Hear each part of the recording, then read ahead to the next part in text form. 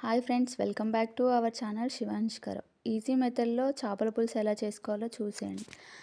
చేపల పులుసు అయితే టేస్టీ చాలా బాగుంది. మేము 1 కేజీ చేపలు తీసుకున్నాము. వాటిని పీసెస్ చేయించుకొని వచ్చాము. మేముండే ఏరియాలో అయితే లైవ్గా ఉండే ఫిష్ దొరకదు.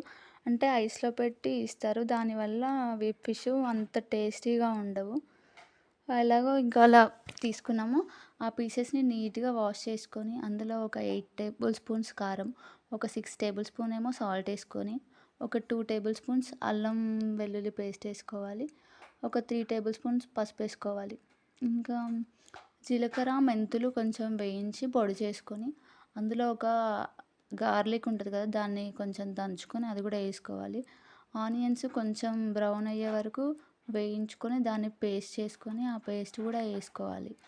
ఆ పేస్ట్ వేసుకొని ఒక 3 టేబుల్ స్పూన్స్ ఆయిల్ వేసుకోవాలి. ఆయిల్ వేసుకొని బాగా అంటే ఆ పీస్కి మొత్తం ఈ పేస్ట్ బాగా పట్టేలా కలుపుకోవాలి. అంటే అది కలుపుకున్నాక ఒక 15 మినిట్స్ పక్కకు పెట్టుకోవాలి. అప్పుడు ఆ మసాలా పేస్ట్ అనేది పీసెస్కి పట్టి టేస్టీగా ఉంటుంది. అంటే కొంతమంది డైరెక్ట్గా మామూలుగా ఇవేం పట్టించకుండా కర్రీ వండేసి అందులో డైరెక్ట్గా పీస్ వేస్తారు. అప్పుడు ఆ పీస్ అంత టేస్టీగా ఉండదు, కొంచెం చప్పగా ఉంటుంది. ఇలా చేసుకుంటే పీసు అంటే సాల్ట్ ఈ మసాలా అంతా పడుతుంది కాబట్టి టేస్టీగా ఉంటుంది, ఈజీగా అయిపోతుంది వండడం కూడాను. అలా పట్టించుకోవాలి. అలాగే ఒక 3 టమాటాలు తీసుకొని వాటిని కూడా మెత్తగా పేస్ట్ చేసుకోవాలి. మిక్సీలో పట్టుకొని పక్కకు పెట్టుకోవాలి. అలా మొత్తం పట్టించుకున్న తర్వాత ఒక 15 మినిట్స్ అయితే పక్కకు పెట్టుకోవాలి. తర్వాత కర్రీ చేసుకుంటే ఆ 15 మినిట్స్లో ఆ మసాలా అనేది దానికి పట్టిద్ది బాగా. ఒక బాండీ పెట్టుకొని అంటే ఆయిల్ సరిపోయినంత, ఆయిల్ కొంచెం ఎక్కువ పడుతుంది. ఆయిల్ వేసుకొని ఒక 4-5 చిల్లీస్ని కట్ చేసుకొని వేసుకొని అది ఆయిల్లో బాగా ఫ్రై అయ్యే వరకు ఫ్రై చేసుకోవాలి. ఆ తర్వాత ఆ టమాటా పేస్ట్ ఉంది కదా, దాన్ని కూడా ఆయిల్లో వేసుకొని ఆయిల్ పైకి అంటే టమాటాల నుంచి ఆయిల్ పైకి ఫ్లోట్ అయ్యే వరకు ఆయిల్లో ఫ్రై చేసుకోవాలి. అలా ఫ్రై అయ్యాక మనం ఇందాక కలిపి పెట్టుకున్న ఆ పీసెస్ని వేసుకోవాలి. ఆ పీసెస్ని వేసుకొని ఇందులో ఫస్ట్గా ఏం చేయాలంటే గరిటె పెట్టి ఈ ఫిష్ దాన్ని కలపకూడదు. అలా కలిపితే ఆ ఫిష్ అనేది మొత్తం అంటే పీస్లా ఉండకుండా అంతా సపరేట్గా అయిపోయి అలా అవుతుంది. నాకు తెలియక ఫస్ట్ నేను కూడా అలానే చేశాను. తర్వాత ఇంకా తెలుసుకున్నాక అలా చేయకుండా గరిటె పెట్టి కదపకుండా మామూలుగా అది ఆ కడాయిని పట్టుకొని మామూలుగా కొంచెం అదంతా ఈక్వల్గా స్ప్రెడ్ అయ్యేలాగా కొంచెం కదిపితే సరిపోతుంది.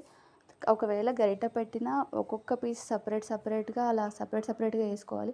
మొత్తం మనం చికెన్, మటన్ వండినప్పుడు ఎలా కలుపుతామో అలా కలిపేసామనుకోండి ఇంకా అంతా పేస్ట్ అయిపోద్ది. నాకు తెలియక ఫస్ట్ నేను అలానే చేశాను.